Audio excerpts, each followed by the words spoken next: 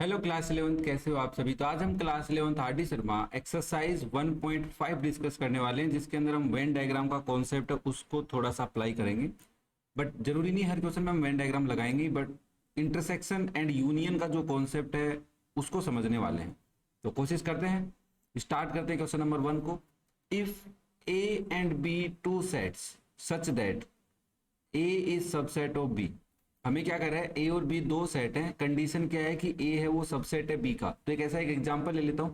इसका मतलब क्या है कि सर बी सेट में अगर कोई एलिमेंट्स हैं, मान लेते हैं 1 2 3 4 5, तो ए सेट में बी के कुछ एलिमेंट हैं। अब ये नहीं कि बी के अलावा भी कुछ हो सकते हैं, नो, ओनली बी के ही कुछ एलिमेंट है, तभी वो ए क्या होगा, बी का सबसेट होगा। तो कोई नंबर ले लो, जैसे 1 2 3 ले लो।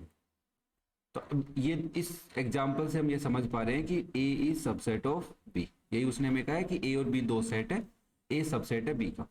देन फाइंड, पहली बात, ए इंटरसेक्शन बी। तो solution of first, A intersection B, तो आप लिखेंगे ए है 1 2 3, इंटरसेक्शन बी क्या है 1 2 3 4 एंड 5।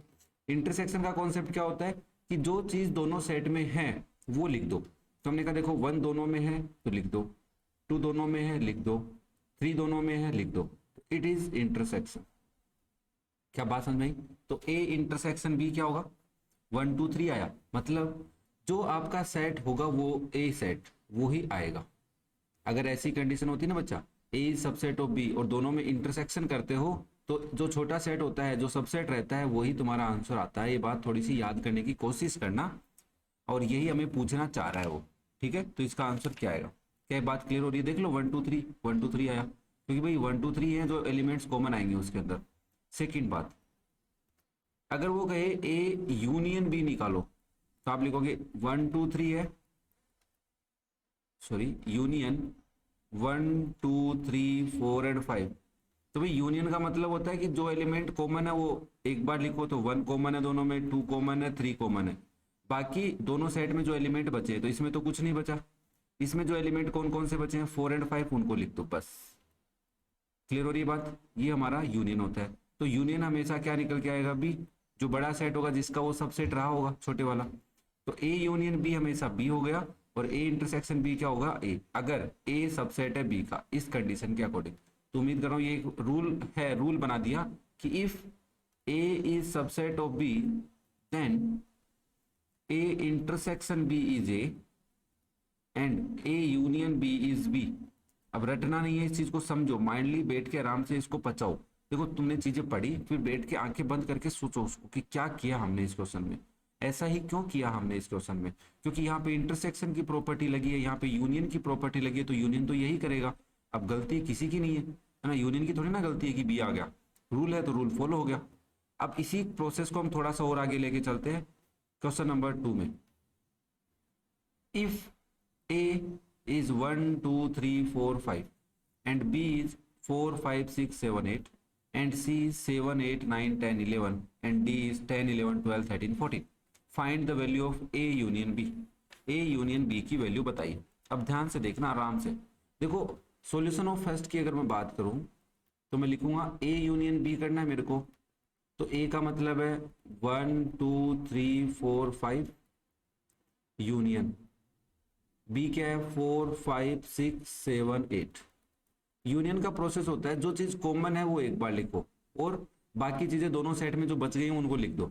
तो जैसे मैं 1 देखूं तो उसमें नहीं है तो 1 लिखना। अब एक और तरीका बता देता हूँ, पहले वाले सेट को पूरा लिख लो 1 2 3 4 5। देखो दूसरा दूसरा तरीका, अब जो इधर है वो लिखना नहीं है, 4 इधर है नहीं लिखेंगे, 5 इधर है नहीं लिखेंगे, 6 नहीं है लिख दो, 7 नहीं है लिख दो, 8 नहीं है लिख दो। तो it is your A union B 1 2 3 4 5 6 7 8, बस खत्म। चलो अब मुझे सॉल्यूशन ऑफ सेकंड बताइए।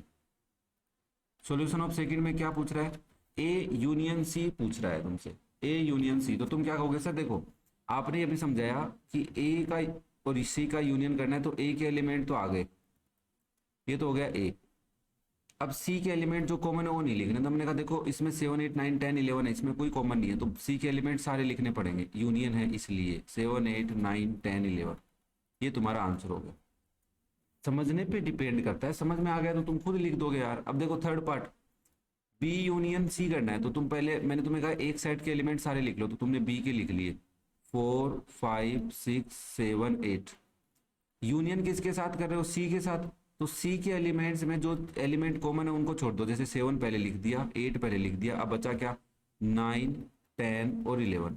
ये तुम्हारा आंसर हो गया। ये क्या है तुम्हारा? बी यूनियन सी है, और ये आपका था ए यूनियन सी। क्या थोड़ी थोड़ी बातें क्लियर हो रही है? देखो इनको समझो, क्योंकि थोड़े ऐसा नहीं कि हम ऐसे लिखते ऐसे लिखेंगे, लिख सकते हैं ऐसे भी, बट वो ये क्वेश्चन भाई डिपेंड किसी और चीज पे होगा, तो तुम ऐसे थोड़ा ना लिखोगे हर बार। ठीक है, 4 5 6 7 8 9 10 11। क्लियर है यहाँ तक? चलो अब देखो इसका नेक्स्ट पार्ट। इफ ए, वही है same condition, B union D करना है, तो आपने कहा सॉल्यूशन ऑफ फोर्थ में सर हमें रूल पता चल गया, बी के एलिमेंट सारे लिख लेने हैं पहले। तो मैंने कहा ठीक है, बी के लिख लिए तुमने, 4 5 6 7 8 लिख लिए। अब डी के एलिमेंट देखो, तो डी के तुमने देखे 10 11 12 13 14 है, कोई कॉमन नहीं है इसमें से, तो लिख दिया एक साथ 10 11 12 13 14। ये हमारा हो गया sir B union D. Okay, अब सॉल्यूशन ऑफ फिफ्थ को देखते हैं, क्या कह रहा है? A union B union C. अब यहाँ पे एक एसोसिएटिव लॉ लगता है, या तो तुम पहले ए यूनियन बी कर लो, फिर उसको यूनियन कर लो सी के साथ, या फिर तुम ए को रहने दो, बी यूनियन सी करो और बाद में तुम ए के साथ यूनियन कर दो, दोनों बातें सेम है। इसको बोलते हैं एसोसिएटिव लॉ। अब तीन चीजें एक साथ कभी भी नहीं हो सकती। मैं तुम्हें कहूँ कि 2 + 3 + 5 करो, तुम ऐसा तो है नहीं एक साथ करते हो, पहले 2 + 3 किया फिर +5 किया। तो एसोसिएटिव लॉ पढ़ा है अपन ने natural number, whole number, rational number में, वैसे यहाँ पे। तो मैं क्या करता हूँ, पहले A union B find out करता हूँ। देखो ए यूनियन बी क्या होगा मेरा? ए और बी के जो कॉमन एलिमेंट उनको एक बार लिखना है, बाकी सबको लिखना है। तो मैंने कहा ए का मैंने पहले लिख दिया 1 2 3 4 5। बी में मैंने देखा 4 5 है तो नहीं लिखूंगा, 6 7 8 ही लिखूंगा। तो ये मेरा ए यूनियन बी हो गया। अब मुझे क्या फाइंड आउट करना है? अब मुझे फाइंड आउट करना है A union B with union C. समझ में आ रही बात? A union B with union C. तो ए यूनियन बी को मेरे को यूनियन करना है बच्चा सी के साथ। तो पहले मैं ए यूनियन बी लिख के दिखाता हूँ, क्या है? 1 2 3 4 5 6 7 8। इसका मुझे यूनियन किसके साथ करना है? इसका मुझे यूनियन करना है सी के साथ। तो सी मेरा ये रहा, 7 8 9 10 11। ठीक है, अब तुम बताओ कौन सा एलिमेंट लिखोगे? तुम पहले कहोगे सर ये तो सारे लिख लो। मैंने कहा ठीक है बच्चा, 1 2 3 4 5 6 7 8। अब बोले इसमें 7 आ गया, आ गया, 8 आ गया, आ गया, बचे क्या? 9 10 11। 9 10 11 ये आपका हो गया A union B union C. Easy सा है, कोई बहुत बड़ी बात मतलब कोई ऐसी नहीं है कि बहुत बड़ी बातें हैं हमसे नहीं हो पाएंगी, धीरे धीरे हो जाएंगे, अपन सीख लेंगे, है ना, कोई दिक्कत नहीं है। क्लियर है? नाउ सिक्स्थ पार्ट देखो। अब तुम सॉल्यूशन ऑफ सिक्स्थ में मेरे से पहले करने बैठ गए। बोले sir A union B union D करना है, तो हम क्या करेंगे? पहले ए यूनियन बी करेंगे, फिर उसका यूनियन डी के साथ करेंगे। तो मेरे बच्चे ने पहले ए यूनियन बी पहले लिख दिया मेरे को। बोला सर ऊपर भी तो किया था। मैंने कहा किया था? बोले हाँ सर किया था। तो मैंने कहा लिख दो यहाँ से 1 2 3 4 5 6 7 8। इसका यूनियन किसके साथ करना है? डी के साथ। डी क्या है? 10 11 12 13 14। क्या आएगा? दोनों आएंगे सर, क्योंकि यहाँ तक 1 से 8 तक है, यहाँ से 10 से 14 है, कॉमन तो कोई है नहीं। तो आंसर आएगा 1 2 3 4 5 6 7 8 10 11 12 13 14। ये आपका आंसर होगा। क्या बात समझ में आई? इजी है। चलो नेक्स्ट देखो फिर seventh part, B union C union D. तो सॉल्यूशन ऑफ सेवंथ में सबसे पहले क्या करेंगे sir? B union C union D करना है, तो हम पहले बी यूनियन सी करेंगे, फिर उसका यूनियन कर देंगे डी के साथ। तो मैंने कहा बी यूनियन सी क्या होगा? देखो बी में ये रहे और सी ये रहा, तो 7 और 8 को एक बार ही लिखना है, बाकी सबको लिख लोगे तो 4 5 6 7 8 9 10 11। इसका यूनियन किसके साथ करना है? डी के साथ। 10 11 12 13 14। क्या करने वाले हो? तो देखो पहले सेट को पूरा लिख लिया, 4 5 6 7 8 9 10 11। दूसरे सेट में देखा 10 है लिए नहीं लिखेंगे, 11 है नहीं लिखेंगे, 12 नहीं है तो 12 लिखेंगे, 13 लिखेंगे, 14 लिखेंगे। ये हमारा आंसर हो गया 4 5 6 7 8 9 10 11 12 13 14। क्लियर है सबको? चलो फिर नेक्स्ट पार्ट देखिए, एट्थ पार्ट। कौन सा पार्ट देखना है बाबा? 8th पार्ट देखना, थोड़ा सा अच्छे से देखना। सॉल्यूशन ऑफ 8th क्या कह रहा है? A intersection B union C, A intersection B union C. तो बच्चा पहले हम बी यूनियन सी पता करेंगे, फिर उसको ए के साथ इंटरसेक्ट करेंगे। तो मैं बी यूनियन सी लिख देता हूं। क्या होगा? बी क्या है तुम्हारा? थोड़ा आराम से करते हैं। 4 5 6 7 8 है। इसका यूनियन किसके साथ? सी के साथ। सी क्या है? 7 8 9 10 11। तो बताओ बेटा यूनियन क्या होगा? समझ में आ रहा होगा? 4 5 6 7 8, 7 आ चुका, 8 आ चुका, 9 10 11। फिर बता देता हूँ, जो चीज कॉमन है वो एक बार लिखनी है, बाकी सारे एलिमेंट होने चाहिए इस सेट के और इस सेट के। नाउ अब हमें ए के साथ इंटरसेक्शन करना है, तो A intersection B union C कैसे लिखूंगा मैं? पहले ए सेट लिखूंगा, दैट इज 1 2 3 4 5। फिर इसका इंटरसेक्शन करना है मुझे बी यूनियन सी के साथ, तो बी यूनियन सी है 4 5 6 7 8 9 10 11। देखो बच्चा जो चीज कॉमन है वही लिखनी है बस। तो 1 2 1 है नहीं है, 2 है नहीं है, 3 है नहीं है, 4 है हाँ तो 4 आएगा पहले, 5 है हाँ, फिर इसके एलिमेंट खत्म तो उसके बाकी के काम के ही नहीं है। तो आंसर क्या आ गया? 4,5 है। छोटा सा, मैंने कहा हाँ छोटा सा। क्लियर है सबको? चलो नेक्स्ट देखिए, 9th part. Solution of 9th में पहले हमें क्या करना है? ए इंटरसेक्शन बी का इंटरसेक्शन करना है बी इंटरसेक्शन सी के साथ। तो सबसे पहले मेरे को ए इंटरसेक्शन बी बताइए। तो ए और बी का इंटरसेक्शन 1 2 3 4 5 इंटरसेक्ट 4 5 6 7 8। क्या बात क्लियर है यहाँ तक? हाँ या ना बोलो, क्लियर है क्या? ठीक है। अब मुझे बताओ, अगर मैं इंटरसेक्ट करूंगा तो 1 आएगा क्या? नहीं, क्योंकि उधर कॉमन नहीं है। 2 है क्या? इस वाले सेट में नहीं है। 3 इस वाले में नहीं है। 4 इसमें है तो आएगा 4, 5 है 6 है नहीं है, कुछ नहीं है, तो 4, 5। ऐसे ही अगर मैं बी इंटरसेक्शन सी करूं तो क्या आएगा? बी क्या है? 4 5 6 7 8 है। इसका इंटरसेक्शन किसके साथ करना है? 7 8 9 10 11। इंटरसेक्शन का मतलब जो दोनों सेट में कॉमन है वही आएगा। दोनों सेट में कॉमन कौन है? देखो 4 5 6 इधर तो है ही नहीं, तो ये तो नहीं आएंगे। 7 है हाँ है, तो 7 आएगा। फिर 8 है हाँ 8 है, और कुछ है नहीं है। तो ये आपके पास ए इंटरसेक्शन बी है, ये आपके पास बी इंटरसेक्शन सी है। तो आपको क्या करना है? ए इंटरसेक्शन बी का इंटरसेक्शन करना है बी इंटरसेक्शन सी के साथ। तो आप ए लिखो, ए इंटरसेक्शन बी लिखोगे 4,5। इसका इंटरसेक्शन किसके साथ करोगे? 7,8 के साथ। ठीक है, बात क्लियर है? नाउ अब मुझे बताओ, इन दोनों में कुछ कॉमन आ रहा है? कुछ नहीं आ रहा सर। तो कुछ नहीं आ रहा मतलब जो हमारा आंसर आएगा वो खाली सेट आएगा। और खाली सेट बोल सकते हैं, या फिर इसको एम्प्टी सेट को किससे रिप्रेजेंट करते हैं हम? 5 से। तो A intersection B intersection C क्या आया? 5। अब इसी चीज को अपन थोड़ा वेन डायग्राम पे समझते हैं। देखो बच्चा, वेन डायग्राम में क्या होता है कि आपको एक यूनिवर्सल सेट चाहिए होता है। क्या चाहिए होता है? Universal set. तो इन ए बी सी डी के लिए यूनिवर्सल सेट किसको ले लूं मैं?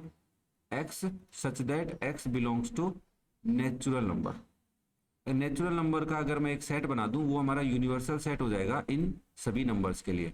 आप बनाने को रियल नंबर का बना सकते हो, रेशनल नंबर का बना सकते हो, होल नंबर का बना सकते हो, इंटीजर्स का बना सकते हो। ठीक है, now it is your you, तो यहाँ पे लिख दो यू, यूनिवर्सल सेट।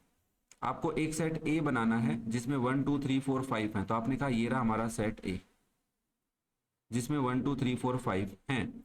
अब जो बी सेट है उसमें ए सेट के कुछ एलिमेंट हैं 4 और 5, तो इसको इंटरसेक्ट कराना पड़ेगा, यूनियन कराना पड़ेगा ऐसे। ये हो गया ए यूनियन बी, कुछ एलिमेंट है।